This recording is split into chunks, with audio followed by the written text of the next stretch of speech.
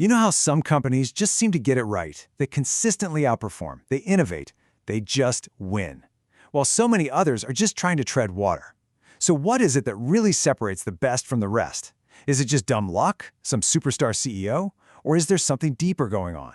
Well, today, we are going to crack the code on what makes a true strategy champion. Let's just kick things off with a pretty staggering number. Get this, only 1 out of every 5 companies today actually believes their own strategy is high quality. Just let that sink in for a second. That means a whopping 80% of companies are operating on strategies they themselves don't think are all that great. That is a massive crisis of confidence.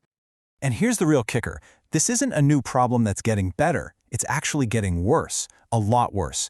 The overall quality of corporate strategy has literally plummeted by 40% in just 15 years. So in a world that's getting more complex by the minute, our ability to plan our way through it is actually going downhill.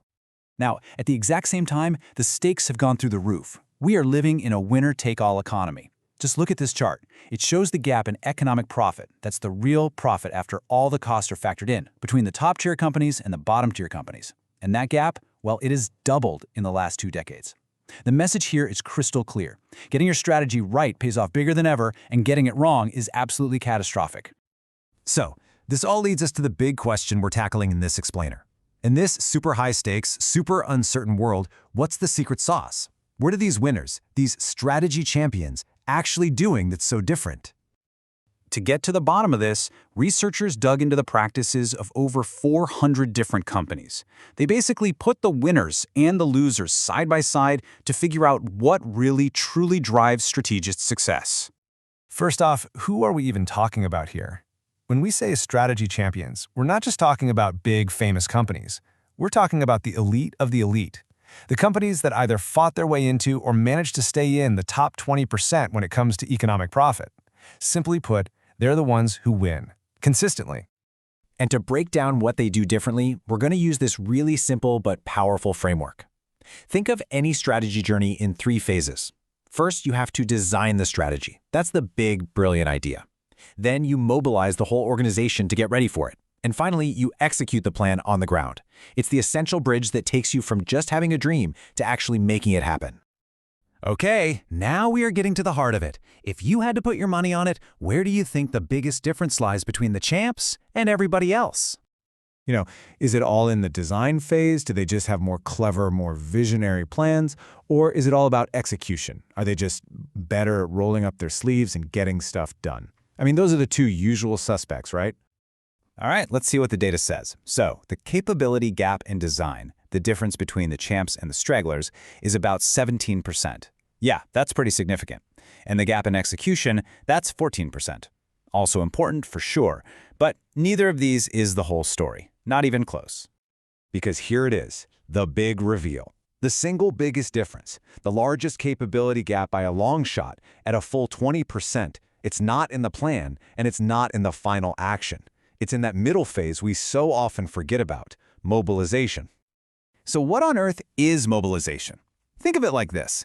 It's the critical, often invisible work of turning your big ideas on a PowerPoint slide into real organizational readiness. It's about getting the company's engine, its people, its money, its resources, all warmed up and pointed in the new direction before you slam your foot on the gas of execution. And this quote from the legendary strategist Andrew Marshall just nails it. Before any strategy can influence a competitor, it first has to survive your system. I mean, how powerful is that?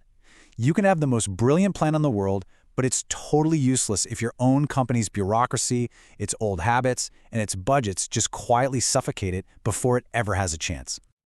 Okay, so if mobilization is the secret sauce, what does it actually look like when you're doing it right?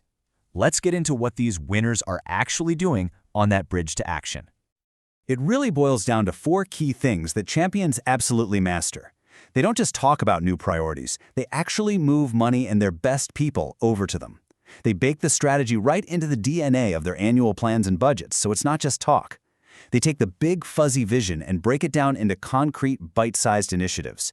And maybe most important, they empower their best people and give them the runway to make it happen. Here's a really simple way to picture the difference. A struggling company often has a static mindset. Their budget this year is just last year's budget plus or minus a couple of percent. But a champion company thinks completely differently. They practice dynamic reallocation. They treat their resources like a savvy investor, constantly shifting capital away from the old stuff and pouring it into the new things that will actually drive the strategy forward. So here's the bottom line. By mastering mobilization, strategy champions manage to close what people call the knowing-doing gap. They build a system that makes sure the thousands of tiny daily decisions being made all across the company are actually pulling in the same direction as the big, long-term vision, instead of just defaulting back to the way things have always been done. But it gets even smarter than that. The very best companies don't just have one move. They have an all-weather playbook. They instinctively know how to change their approach depending on whether the future looks clear or really, really foggy. And what's so fascinating is how their top priority shifts. See, when the future is pretty clear and predictable, champions go on offense. They focus on making big, bold moves to shake up the entire industry.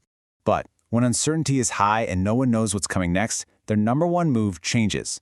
It becomes all about getting the leadership team completely aligned on the biggest threats and challenges so they can navigate the storm together. I love this analogy from Hubert Joly, the guy who led that amazing turnaround at Best Buy. He called it the bicycle theory. Think about it. It's almost impossible to steer a bike when it's standing still, right? But as soon as you're moving, even if it's not in the perfect direction, you can adjust. You can course correct. That's what champions do at uncertain times. They prioritize getting aligned and just getting moving, knowing they can adapt as they go. So if you're listening to this and thinking, okay, I want my organization to be more like that, where do you even begin? What are the first concrete steps you can take on that path? Well, the data points to 3 really clear starting blocks. First, just get everyone on the same page about what good strategy even means at your company. Seems basic, but so many don't do it. Second, you got to put your money where your mouth is. Champions are twice as likely to have an actual budget dedicated to getting better at strategy. And third, it's about speed. Champions are nearly 2 times more likely to make those big strategic calls at the right pace, not too fast and not too slow.